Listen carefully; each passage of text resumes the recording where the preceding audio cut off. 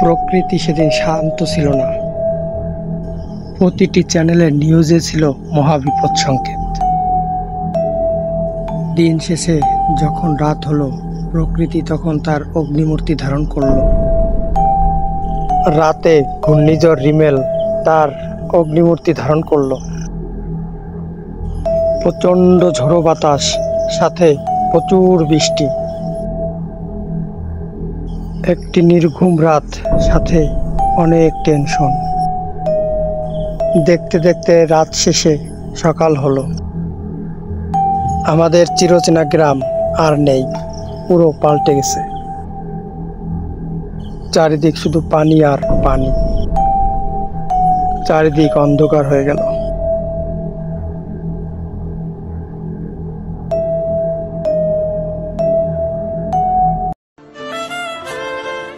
প্রচণ্ড বৃষ্টি, সেই সাথে ঝোড়ো হাওয়া দুদিন আগেই শুরু হয়ে গেছিল, যে কারণে আমাদের এখানে বিদ্যুৎ লাইন পুরোপুরি বিচ্ছিন্ন ছিল।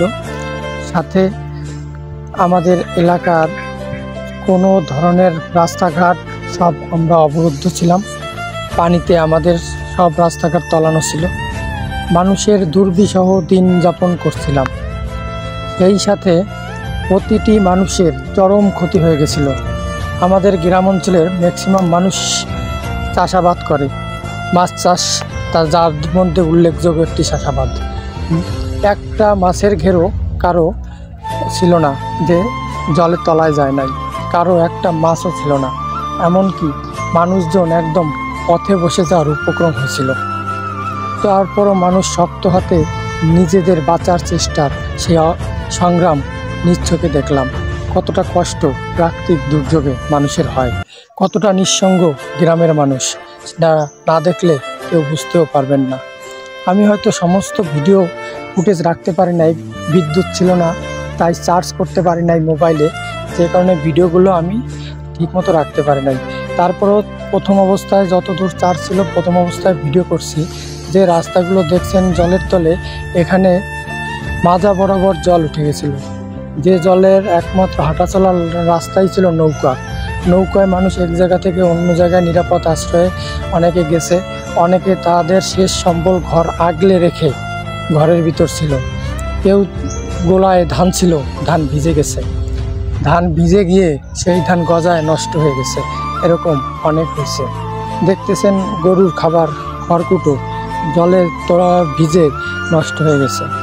মাছগুলো চলে গেছে, শেষ সম্বল। তারপরও মানুষ হাল ছেড়ে দেয় নাই। মানুষ সংগ্রাম করেছে, যুদ্ধ করেছে, যুদ্ধ করে এই ঘূর্ণিঝড় রিমেল মোকাবেলা করেছে। তবে প্রাকৃতিক সৌন্দর্য যতটা না উপভোগ্য, প্রাকৃতিক দুর্যোগ ততটাই ভয়াবহতা নিয়ে আসতে পারে আমাদের জীবনে।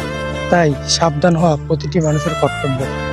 আর সরকারের উচিত দুর্যোগ মোকাবেলায় আরও বেশি বেশি পদক্ষেপ নেওয়া, যাতে গ্রাম অঞ্চলের মানুষ একটু শান্তিতে থাকতে পারে।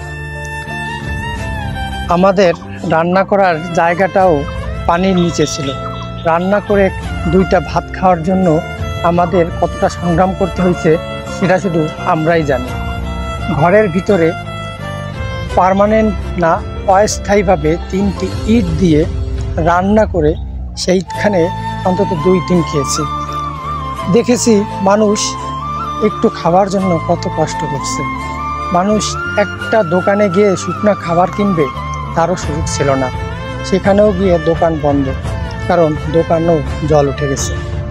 এরপরে আমরা যখন রাস্তা দিয়ে যাচ্ছি, তখন দেখতে পাচ্ছি প্রতিটি বাড়ির আশেপাশে সব জায়গায় জল আর জল। কারো ঘরের ভিতর থেকে জল চলে গেছে, ঘরে থাকার উপায় নাই। কেউ কেউ সাইক্লোন সেন্টারে গেছে, সাইক্লোন সেন্টারে গিয়া শেষ আত্মরক্ষা করছে। কিন্তু বাড়ি তাদের গরু, ছাগল, হাঁস, মুরগি এগুলো রয়ে গেছে। গরুগুলো কত নিরুপায় হয়েছিল, শুধু দেখলে চোখ থেকে জল এসে যাবে। গরুগুলো বাঁচার জন্য আপ্রাণ চেষ্টা করছে। প্রতিটি গরুর খামারিরা তাদের গরু নিয়ে সারাদিন ছোটাছুটি করছে একটু গরুগুলো ভালো জায়গায়, উঁচু জায়গায় নেওয়ার জন্য।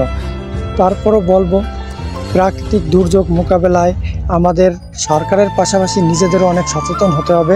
প্রচুর প্রচুর গাছপালা রুইতে হবে, যাতে প্রাকৃতিক দুর্যোগ থেকে রক্ষা পাওয়া যায়। আর বাংলাদেশের প্রেক্ষাপটে প্রাকৃতিক দুর্যোগ খুবই ভয়াবহ আকার ধারণ করছে ইদানিং। ঘূর্ণিঝড় রিমেল আসার পরে নিজ চোখে দেখার পরে বুঝতে পারলাম যে আসলে বাংলাদেশের জলবায়ু কতটা পরিবর্তন হয়েছে। আর আমাদের সাধারণ মানুষ, আমরা গরিব মানুষ কতটা কষ্টে নিয়ে, কতটা রিস্ক নিয়ে বসবাস করি। আমাদের গ্রাম অঞ্চলে ম্যাক্সিমাম ঘর হচ্ছে কাঁচা ঘর, পাকা ঘর খুবই কম, যে কারণে আমাদের ক্ষয়ক্ষতি বেশি হয়েছে। ম্যাক্সিমামের ঘরের পোতা যেটাকে বলে সেটা মাটির, পোতাগুলো ধুয়ে গেছে, মাটিগুলো ঘরগুলো নিচে মানে বসে গেছে মাটিতে। খুব ঘরগুলো খুব রিস্কে ছিল, যে কোনো সময় যে কোনো ঘর পড়ে যেতে পারে, ভেঙে যেতে পারতো। তারপরে বলবো পরিশেষে আমরা সবাই সুস্থ আছি, ভালো আছি এবং সবাই এখন স্বাভাবিক হওয়ার চেষ্টা করছি। আপনারা সবাই আমাদের জন্য আশীর্বাদ করবেন যাতে আমরা আমাদের এই প্রাকৃতিক দুর্যোগকে সঠিকভাবে ভালোভাবে মোকাবেলা করে উঠতে পারি। ভিডিওটা যেখান থেকে দেখছেন সবাইকে ধন্যবাদ ভিডিওটা শেষ পর্যন্ত দেখার জন্য। চ্যানেলে নতুন হয়ে থাকলে অবশ্যই চ্যানেলটি সাবস্ক্রাইব করবেন, বেল নোটিফিকেশনটা অল করবেন আমার নেক্সট ভিডিও দেখার জন্য। ধন্যবাদ সবাইকে।